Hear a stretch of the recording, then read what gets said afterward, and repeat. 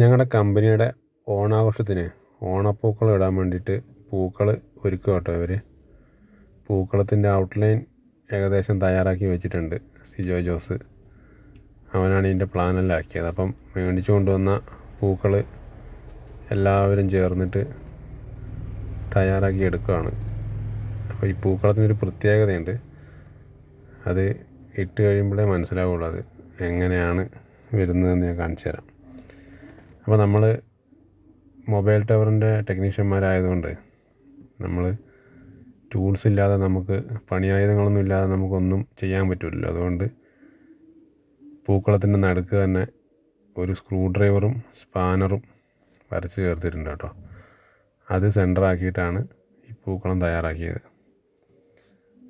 ഇത് കണ്ടോ, ഒരു സ്ക്രൂ ഡ്രൈവറും സ്പാനറുമാണ് ഇതിൻ്റെ സെൻറ്ററിലുള്ളത്. അപ്പോൾ ഇതുപോലത്തെ വെറൈറ്റി പൂക്കളങ്ങൾ നിങ്ങൾ കണ്ടിട്ടുണ്ടെങ്കിൽ ഒന്ന് പറയാം കേട്ടോ. ഇതിൻ്റെ ഈ പ്ലാന്, ഇത് ഔട്ട്ലൈൻ വരച്ചുണ്ടാക്കിയത് എൻ്റെ സുഹൃത്തായ സിജോ ജോസാണ്.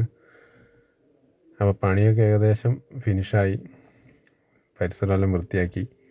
ഇനിയിപ്പോൾ ഒരു ഓണാശംസകൾ കൂടി എഴുതി കഴിഞ്ഞാൽ പൂക്കളം ഫിനിഷായി.